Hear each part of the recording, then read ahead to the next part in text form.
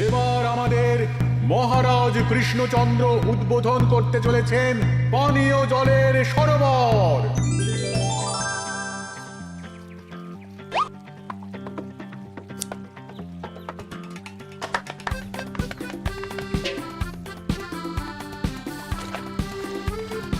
এই নাও রানী, আজ এই জলে রাজবাড়ির রান্না হবে। মহারাজ, আমরা সবাই চাই আপনি এই পানীয় জলের সরোবরের ব্যাপারে কিছু বলুন। কৃষ্ণনগরের মানুষের দীর্ঘদিনের ইচ্ছে আজ সফল হয়েছে। আমাদের রাজসভার সকল সভাসদদের জন্য এতদিন পরে একটা পানীয় জলের সরোবর হয়েছে। প্রত্যেক সপ্তাহে এই সরোবরে বিজ্ঞানীর বানানো রাসায়নিক মেশানো হবে, যাতে জলে কোনো রকম জীবাণু না থাকে। এই জল রান্নার কাজে ব্যবহার করা যাবে এবং পরিশুদ্ধ করে বা ফুটিয়ে পান করাও যাবে। আরে সবাই দাঁড়িয়ে আছো কেন? হাততালি দাও, হাততালি, হাততালি।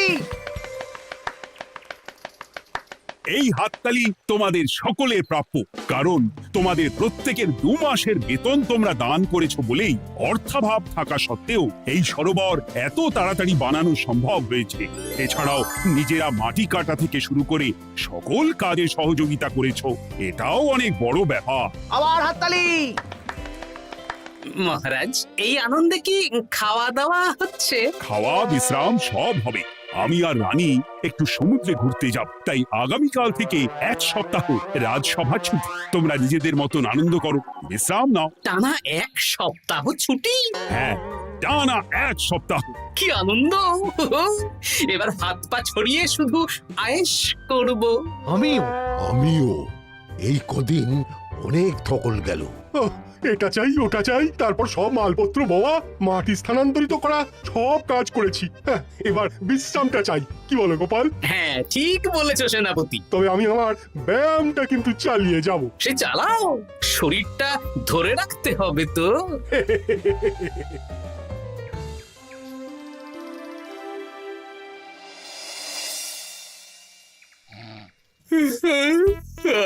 বলি এত ঘুম তো ভালো নয় গো, একটু ব্যায়ামও তো করতে পারো, বুড়িটা একটু কম তো। কি হবে গিন্নি, সুস্থ শরীরকে ব্যস্ত করে এই বেশ ভালো আছি, সুখে আছি। একটু শরবত করে দাও তো। নিজেও তো করে নিতে পারো। আচ্ছা, গিন্নি মানে কি? কি? গৃহিণী, অর্থাৎ যে গৃহের কাজ করবে। আমি যদি ঘরের কাজ করতাম তাহলে তুমি আমাকে গিন্নি বলে ডাকতে। ব্যাপারটা কি ভালো শোনা তো? শরবতটা বানাও দেখি। লোকটার যেন আর তর্স হয় না।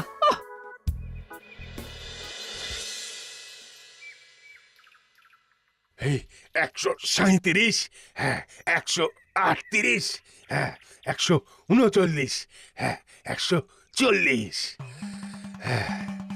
গিন্নি, কোথায় গেলে? কি হলো? তোমাকে সেই কখন বলেছি ডিম সেদ্ধ করে দিতে, করেছো? আরে বাবা, সকালে জামা কাপড়গুলো কেচেছিলাম, এখন ভাঁজ করে গুছিয়ে রাখছি। ওসব সেদ্ধ পরে হবে। পরে হলে চলবে না, ওটাই আমার নিয়ম। উঠবোস করে 4টে ডিম সেদ্ধ আর মুগুর ভেজে 4টে কাঁটালি কলা। নিজে সেদ্ধ করে নাও, আমি পারলাম না। তুমি যে কাজটা করছো সেটা রেখে আমার ডিমটা আগে সেদ্ধ করো। আমি 250টা উঠবোস শেষ করেই খাবো। 141, হ্যাঁ 142।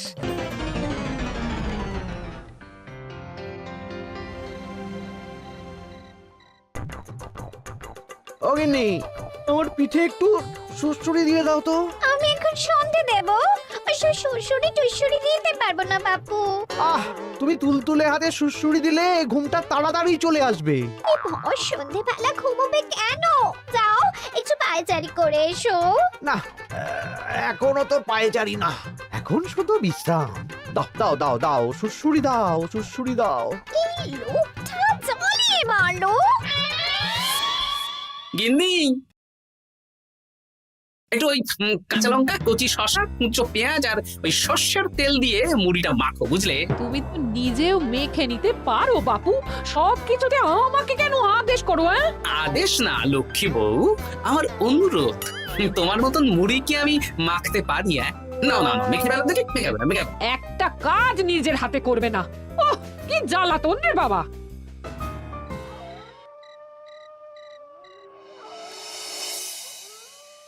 তরকারিটায় নুন একটু কম হয়েছে, বুঝলে গিন্নি? একটু ওই নুনটা দাও তো। এই সামান্য ব্যাপারে এত রাগ করার কি আছে?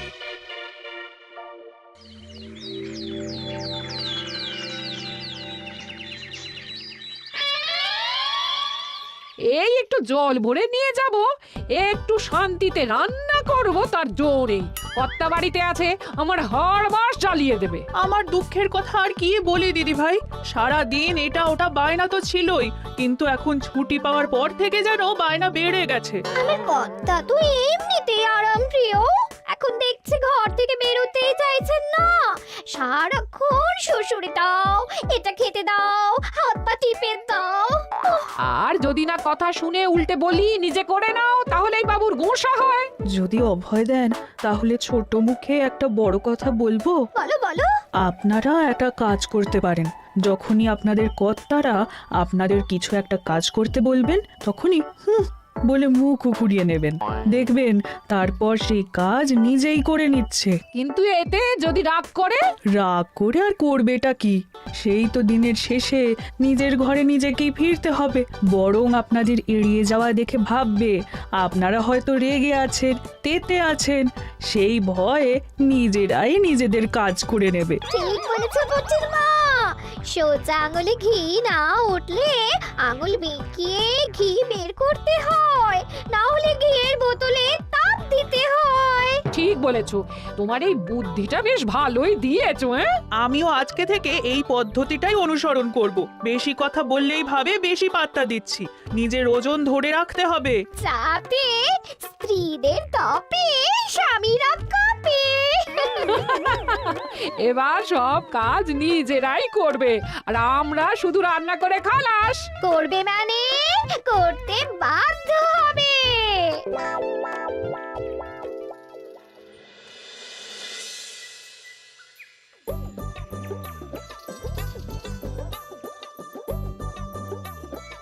কই গো গিন্নি, বাজারের থলেটা ধরো।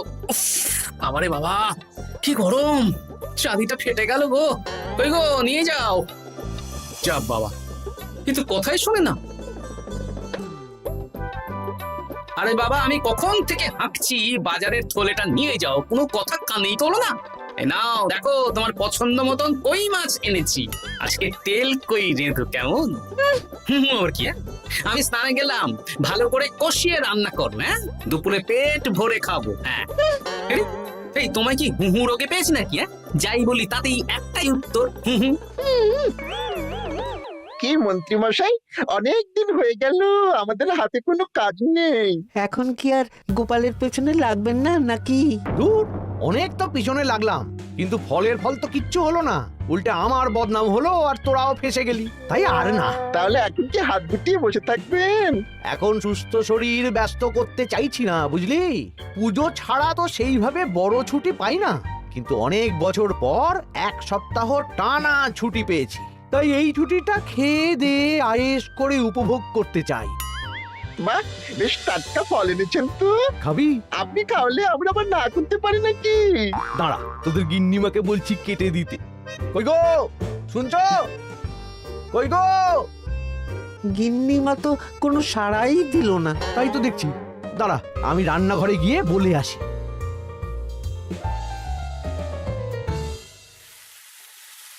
কই গো, শুনছো? বটা ঘটাকে কয়েকটা ফল কেটে দাও না, বেচারাগুলো খেতে চেয়েছে। আবার কি, না হয় তরকারিটা হয়ে গেলে কেটে দিও।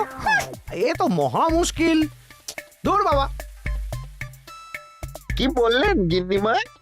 মানে মানে বলে মুখ ঘুরিয়ে নিল। হয়তো উনি ব্যস্ত আছেন, সেটা কোনো ব্যাপার না।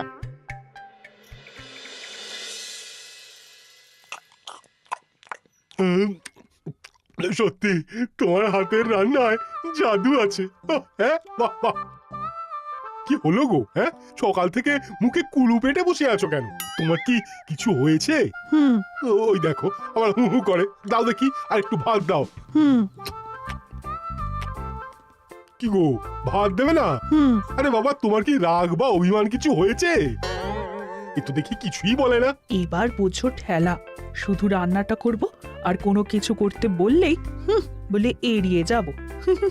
বাধ্য হয়ে নিজেই কাজ করে নেবে। দেখি আজ তেল কইটা কেমন হয়েছে?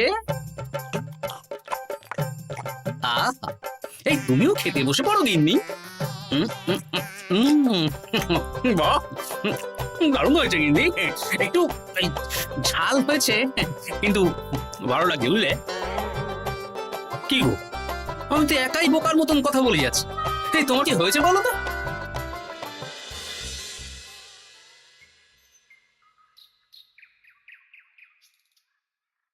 গিন্নি, মুদিখানা থেকে মাসকাবারি সব নিয়ে এসেছি। এবার জায়গার জিনিস জায়গায় ভরে ফেলো তো। কি হলো গো, ভরবে না? কি গো, রাগ করেছো আমার ওপর? নিচে নিচে ভরো ভরো নিচে।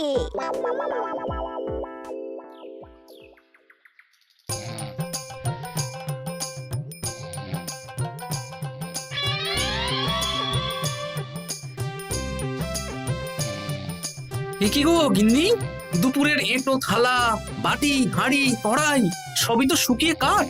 এগুলো মাজবে কখন? আরে, এই কি শুরু করেছো বলো তো? শুধু হু হু করে যাচ্ছ। কিছু জিজ্ঞেস করলে হয় চুপ করে আছো, নয়তো হু হু বলছো। বাসনগুলো মাজবে না? হ্যাঁ, রাতে রান্না বান্না করবে না নাকি? আরে, এ তো আজব ব্যাপার। না, আমাকেই দেখি বাসনগুলো মেজে ফেলতে হবে। বাড়িতে তো আর 5টা দাস দাসী নেই।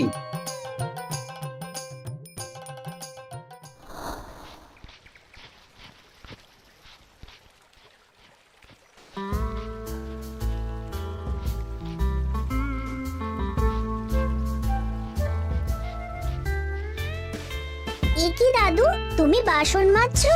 কি আর করবো, তোদের দিদার রোগ হয়েছে। কি রোগ হয়েছে দাদু? হুহু রোগ হয়েছে, হুহু রোগ। সেটা আবার কি? আমি কিছু জিজ্ঞেস করলেই হয় চুপ করে আছে, নয়তো হু হু করছে। কি গো দাদু, 1 সপ্তাহ ছুটি পেয়েছো, কোথায় আইস করে কাটাবে তা না তুমি বাসন মাজছো? কি আর করবো বল, সবই ভাগ্য। আরে দাদু, তোমার যে ঘটে বুদ্ধি আছে না, তুমি ভাগ্য বদল করে দিতে পারো। হ্যাঁ, দিদা পুনো হল হলে তুমিও তো বাঘাতে তোল। আর দেখি কবে ঠিক হয়, নইলে তো কিছু একটা ব্যবস্থা করতেই হবে। এভাবে হু হু শুনে তো আর থাকা যায় না, বিরক্তিকর। আরে গোপাল যে, তুমি পুকুর ঘাটে কি করছো? এই দুপুরের বাসন মাজছি। ও, বাসন মাজছো? মাজো মাজো, আমিও কাপড় জামা কেচে বাড়ি ফিরছি। কেন গো, তোমার আবার কি হলো? আর বলো না, একটু ছুটিতে বিশ্রাম নিচ্ছি বা ব্যায়াম করছি, সেসব আমার গিন্নির সহ্য হয় না।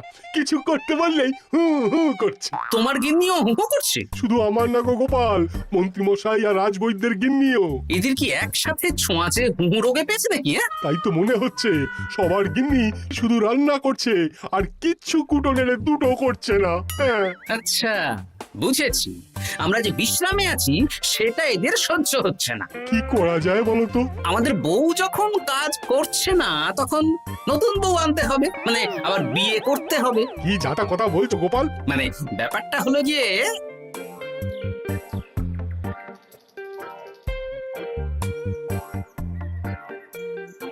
হ্যাঁ, দারুণ বুদ্ধি। তুমি এক কাজ করো, মন্ত্রী মশাই আর রাজবৈদ্যকে এই বুদ্ধির ব্যাপারটা জানিয়ে দাও। আর কাল বিকেল বেলা থেকে আমাদেরও হু হু রোগ শুরু হবে, কেমন? বেশ বেশ।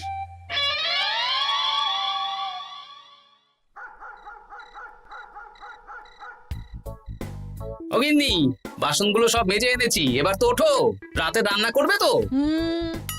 এই তো, ওই শুধু কাজ দিয়েছে, এভাবেই খাটাবো।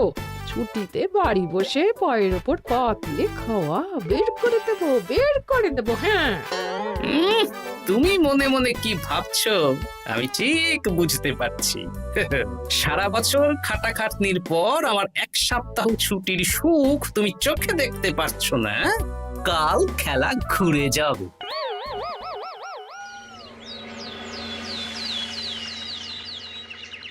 আজ থেকে আমার আর কোনো উপকার তোমাকে করতে হবে না গিন্নি, আমি নিজের ব্যবস্থা নিজেই করে নেব। হ্যাঁ, মানুষটা সেজে গুজে গেল কোথায়? হ্যাঁ, চললাম। কোথায় যাচ্ছি? গলায় মালা, এত সাজগোজ, কি ব্যাপার? বাবারে বাবা, আতরের গন্ধে ঘরটা ম ম করছে। এলাম।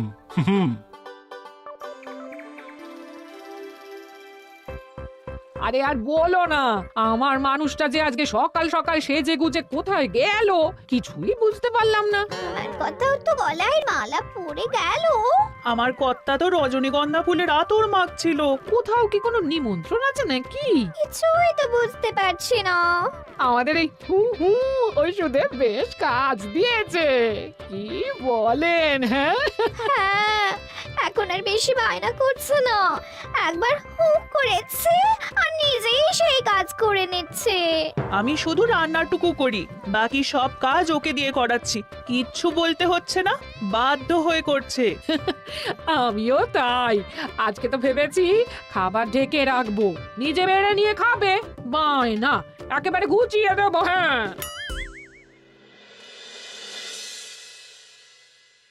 সকাল থেকে সন্ধে হয়ে গেল, বাড়িতে এখনো এলো না। মানুষটা কোথায় গেল রে বাবা? এসো এসো নতুন গিন্নি, এসো। আজ থেকে তুমিও এই সুখের সংসারের সমান অংশীদার। এই এই এই এই এটা কে? হ্যাঁ? তুমি টোপর পরে এসেছো কেন? হ্যাঁ, নতুন গিন্নি, তুমি আমার পুরনো গিন্নির কথায় বেশি কান দিও না। আমি যা বলবো তাই শুনবে। তুমি আমার জন্য রান্না বান্না করে দেবে তো? আমি একটু একটু বায়না করবো, সব শুনবে তো? তুমি বিয়ে করেছো? ও মা গো, আমার কি সর্বনাশ হলো গো!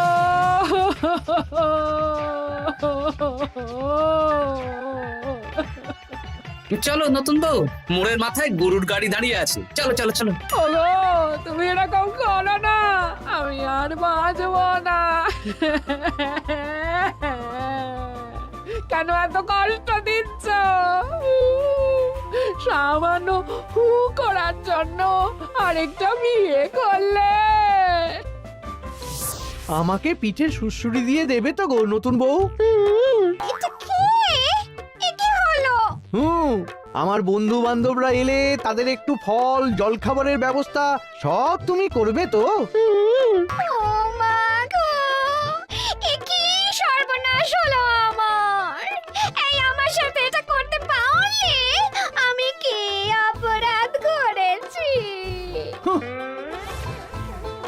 দেখো, ঘরের কাজ আর আমার একটু একটু বায়না, এগুলোই তোমাকে সামলাতে হবে, বুঝলে? তাহলেই তোমাকে রানী করে রাখবো, কেমন? এই, এটা কে? আমি বেঁচে থাকতে তুমি আবার বিয়ে করলে? ওর কথা শুনো না, তুমি আমার দুয়ো রানী। এ তো দেখছি বড্ড কান্নাকাটি করছে। চলো দুয়ো রানী, আমরা কদিন একটু ঘুরে আসি। চলো, এখনই যাব। না না না, আরে ওর কথা শুনো না, আমরা ঘুরবো। মোড়ের মাথায় গরুর গাড়ি দাঁড়িয়ে আছে, চলো চলো।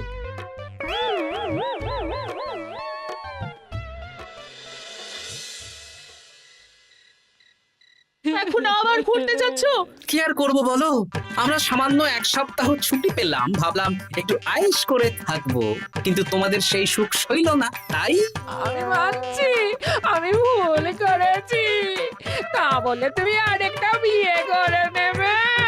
ওকে মালা পরানোর সময় তোমার বুকটা একটু কাঁপলো না?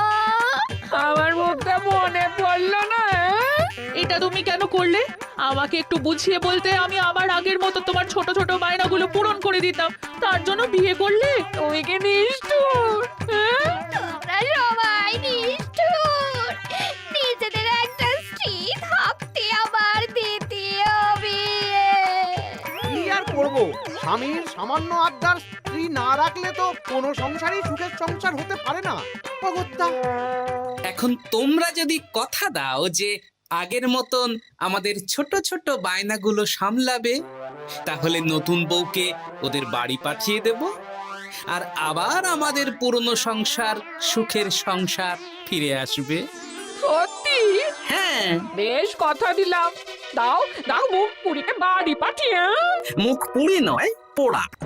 এই যে সভাকবি, ঘোমটাটা তোলো তো। কটা ঘুমটা তোল। ঘটা ভোলা, তার মানে তোমরা কেউ বিয়ে করোনি? না, তোমাদেরকে পথে আনার জন্য একটা ছোট্ট বিয়ের অভিনয় করলাম। আচ্ছা, এবার তো অভিনয় বুঝে গেলাম। এবার যদি তোমাদের বায়না না রাখি? তাহলে সত্যি সত্যি আমাদের বিয়ে করতে হবে। নয় হ্যাঁ